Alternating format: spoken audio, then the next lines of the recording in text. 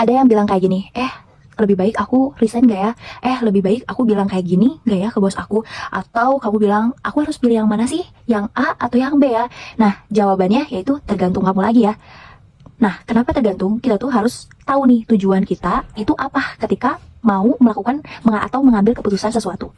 Misalnya, ketika kalian mau ngambil mau memilih A atau B. Nah, kamu itu harus disesuaikan sama tujuan kamu.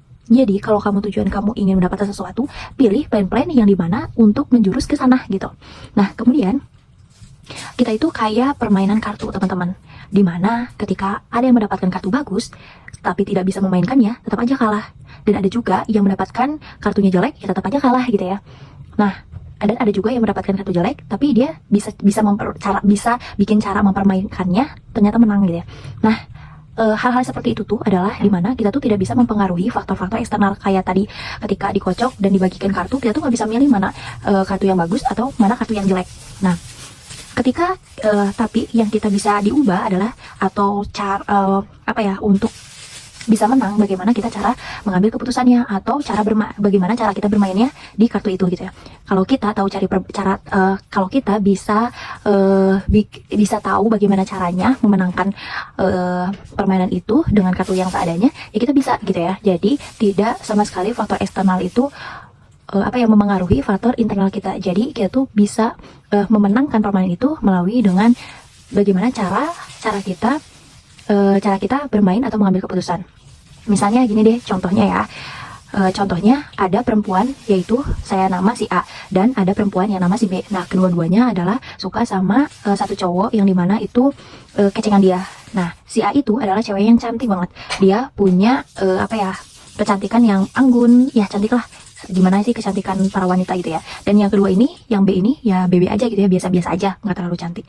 Tetapi dalam si cewek sama si cewek ini, yang pertama itu mengandalkan kecantikannya gitu ya. Tetapi yang si B ini, dia ngerasa nih bahwa dia tuh nggak cantik, tapi dia tuh effort banget nih, bikin dia tersenyum, bikin ngasih-ngasih gift gitu ya, ngasih-ngasih hadiah, atau surprise, atau kasih apresiasi ketika dia mendapatkan sesuatu.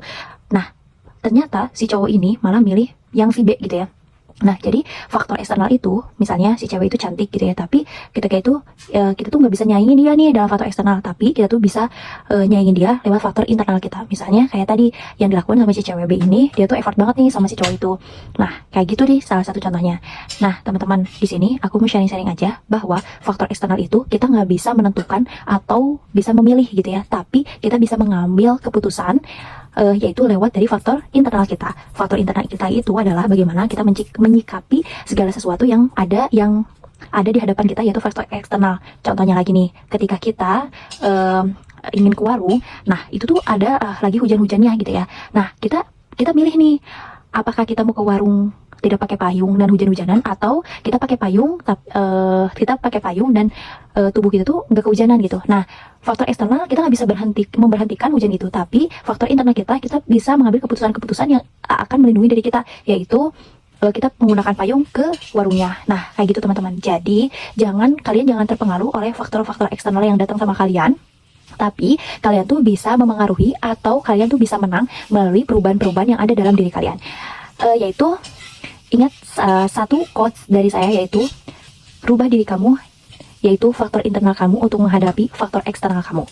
Semangat mengambil keputusan. Ingat ya, tujuan adalah pondasi utama kita. Bye-bye.